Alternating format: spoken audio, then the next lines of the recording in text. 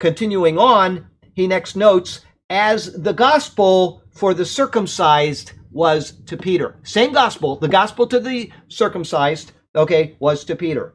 What this means is that Peter was not only an apostle to the circumcised, meaning the Jews, but he is the main apostle to the Jews.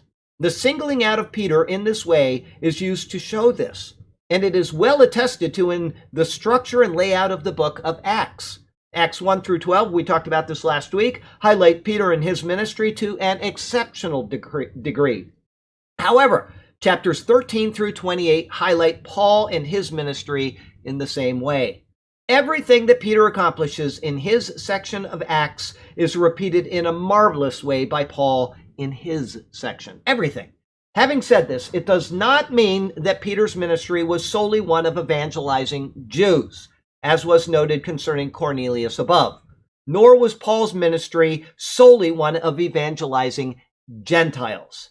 There was also not a different gospel transmitted by Peter than that of Paul. That is the heresy, the doctrinal heresy known as hyper-dispensationalism. That is correct. That is a heresy. If somebody teaches that, there's two gospels, one to the Jews and one to the Gentiles, you are, by Charlie Garrett, instructed to turn them off and never watch them again. Ever. That is not a doctrinal error. Okay, that is a heresy.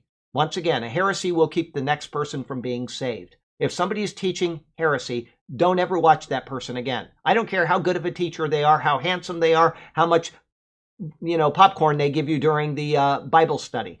Do not listen to them again. Heresy is different than bad doctrine. Bad doctrine can be overcome.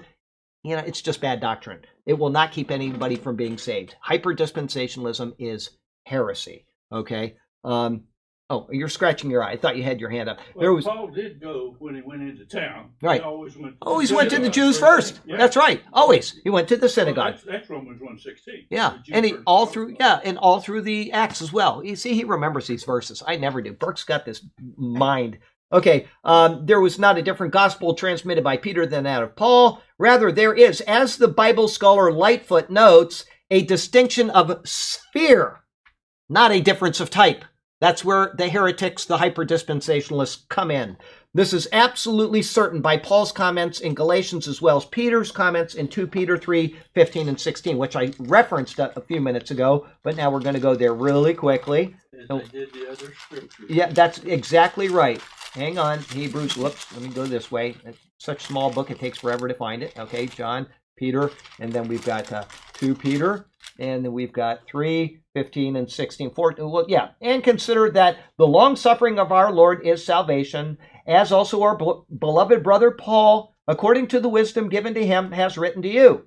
As also in all his epistles, speaking in them of these things, same gospel, in which are some things hard to understand, which untaught and unstable people twist to their own destruction, hyper-dispensationalists, as they do also the rest of scriptures.